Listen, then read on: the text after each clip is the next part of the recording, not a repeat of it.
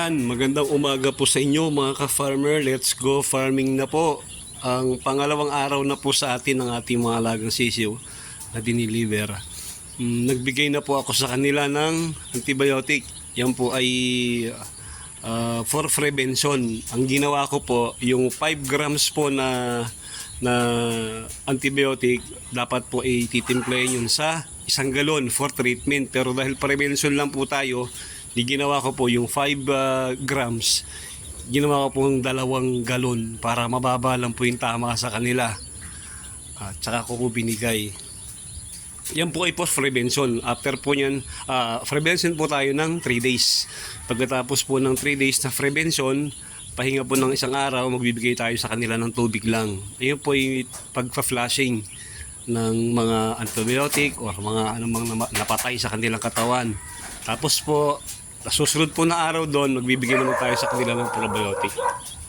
Pagbigay po sa kanila ng probiotic, pwede na po tayong magbigay ng vitamins kasi ang probiotic po, ibabalik po nun yung mga good bacteria na pinatay ng antibiotic. Kasi pag nag-antibiotic tayo, hindi naman bad bacteria ang pinapatay nila, yung mga nasagap nila, pati yung mga good bacteria. Kaya ginagawa, magbibigay tayo ng probiotic para yung mga good bacteria ay lalong maging active. Para pag binigyan sila ng vitamins, mas na absorb nila na maigi. And para din po sa pampalakas ng kanyang resistensya, yung pong probiotic. Po nung dumating sila, wala pa rin akong nakitang mortality. Ang ganda nga po pala talaga pag ganitong cage type. Doon po sa kulong ko malaki, pag nag-brooding po ako doon, pag second day, ang patay ko yan nasa mga 10 mahigit na. Pero dito po sa cage type, wala po akong mortality pa hanggang sa ngayon for 2 days na. Habang sisiw po, habang lumalaki po yun, mas lalo lumalakas, mas nalalayo sila sa mortality. Kaya maganda po pala itong cage type. Kaya sana magtuloy-tuloy para kung sakasakali man ang mortality hanggang sa huli ay kaunti lang, para maganda po yung maging harvest natin.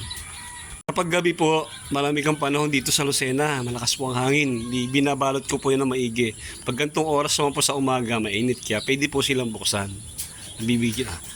At medyo nakakasagap sila ng fresh air galing sa labas. Okay lang po yung basta po mainit ang panahon, pero pag malamig at may hangin na malakas, hindi po pwede kasi may stress po sila.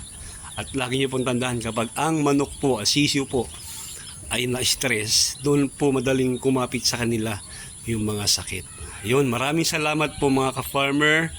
Paki-like po yung ating video, paki-subscribe naman po yung ating channel, at shout out po kay Sir Eugene, yung taga Surigao. Lagi po siyang nanonood ng ating mga vlog. Sir, maraming salamat po sa panonood ninyo. Maraming salamat po. Happy farming po.